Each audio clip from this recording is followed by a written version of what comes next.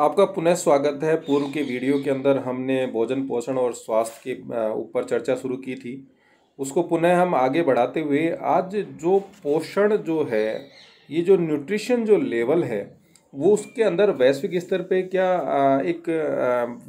तुलनात्मक अध्ययन हम अगर हम देखें तो उसमें काफ़ी व्यापक परिवर्तन हमें देखने को मिलता है। अब यहाँ जो खाद्य वस्तुएं हैं और पोषण वितरण के ऊपर हम जब बात करते हैं तो जो खाद्य एवं कृषि संगठन है उसके अनुसार जो विकसित देश हैं वहाँ पर प्रति व्यक्ति प्रतिदिन औसत रूप से 3100 कैलोरी का वो लोग कंजप्शन करते हैं, जबकि विकासशील देशों में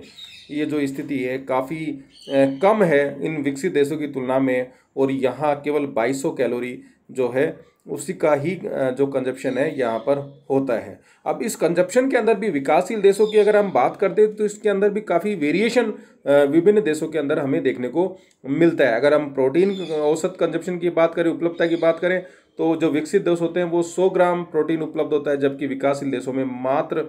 50 ग्राम प्रोटीन जो है, यानी कि विकसित देशों की तुलना में कंपैरिजन में जो विकासशील देश है वहाँ जो प्रोटीन का जो स्तर है लगभग आधा ही रह जाता है। अब यहाँ हम चार्ट के अंदर ये बता रहे हैं कि जो कैलोरी जो कंजप्शन है उसके अंदर प्रति व्यक्ति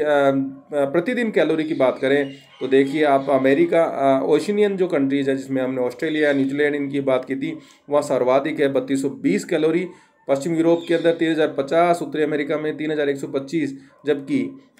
जो अफ्रीकन कंट्रीज़ हैं उनकी अगर हम बात करें तो 2120। लैटिन अमेरिकन कंट्रीज़ हैं वहाँ निकट पूर्व जगत। तो ये एक तुलनात्मक जो अध्ययन हम देखते हैं तो कहीं न कहीं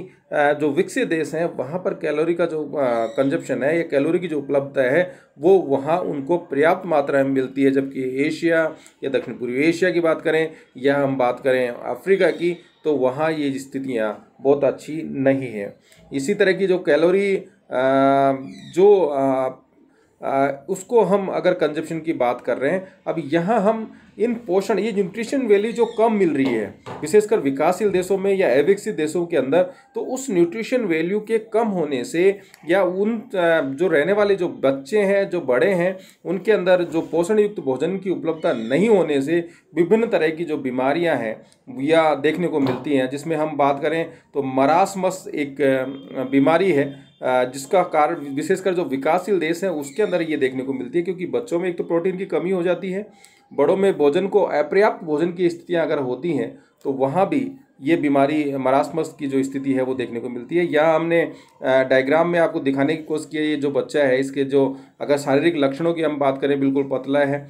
झुर्रियाँ इसको देखने को मिल रही हैं, आँखें जो होती हैं वो बड़ी बड़ी दिखती हैं। तो और ये जो चीज़ें हैं ये इस मरासमस या मल न्यूट्रिशन या कुपोषण के कारण, जिसमें प्रोटीन की आपूर्ति कम हो जाए, लोगों को पर्याप्त मात्रा में खाद्यान्न की आपूर्ति नहीं हो, तो वहाँ पर ये स्थितियाँ हमें देखने को मिलती हैं। या दूसरी जो बीमारी की हम बात करें तो ये जो बीमारी है इसका नाम है क्वाशियोकर। ये भी विशेषकर ये पश्चिमी अफ्रीकन जो कंट्रीज़ है वहाँ देखने को मिलती है। और ये जो बीमारी होती है ये जो पहले बच्चे के उपरांत जब दूसरा बच्चा होता है तो वहाँ इसके ज़्यादा देखने को मिलता है। इसका कारण जो है वो बच्चों के अंदर प्रोटीन कैलोरीज की पर्याप्त मात्रा में जब नहीं मिल पाता तो 6 माह पश्चात कमी से जो भूख से पीड़ित है, यानी कि उनको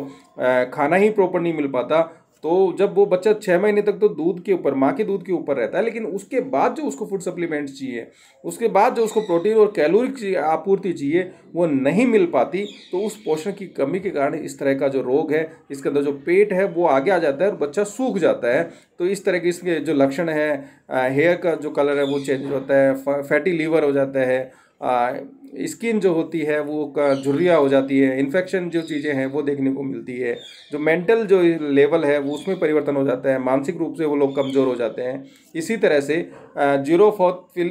जीरोफाथलीमिया ये विटामिन ए की कमी के कारण, जो पोषण की कमी के कारण जो आँखों में झुर्रियाँ पड़ जाती हैं, इसके कारण जो विजिबिलिटी है, आँखों की जो दृष्टि है वो कमज़ोर हो जाती है, कॉर्निया कमज़ोर हो जाता है। तो ये भी जो विटामिन ए के से पूर्ण जो भोजन होता है उसकी आपूर्ति नहीं होने से इस तरह की समस्याएं हमें देखने को मिलती है। जो एनीमिया की बात करते हैं विशेषकर अविकसित और विकासशील देशों में, विकासशील भारत की अगर हम बात करें तो छोटे बच्चों में और महिलाओं के अंदर एनीमिया यानी कि ब्लड के अंदर मतलब शरीर के अंदर जो खून की कमी हो जाती है। यहाँ हम इस डायग्राम से यही बताना चाह रहे हैं कि यहाँ पर्याप्त मात्रा में है तो जो हाथ का जो कलर है थोड़ा सा रेडिश है या लाइट कलर में हो जाता है, यानी इसके अंदर खून की कमी हो जाती है। हीमोग्लोबिन का जो लेवल है वो 10 से नीचे या 8 7 इस तरह के हो जाता है। तो वहाँ पर पर्याप्त मात्रा में दूध की उपलब्धता नहीं होने से, पर्याप्त मात्रा में वेजिटेबल्स, ग्रीन वेजिटेबल्स की उपलब्धता नहीं होने से इस तरह की जो बीमारियां हैं विकासशील और विकसित देशों के अंदर देखने को मिलते हैं। सूखा रोग जो रिकेट के नाम से जानते हैं, तो विटामिन डी की कमी के कारण हड्डियां कमज़ोर हो जाती है। और हम बार बार कहते हैं कि आयोडीन युक्त नमक की उपलब्ध जहाँ होती है वहाँ पर ये सहायता करता है। कैल्शियम की कमी के कारण भी जो है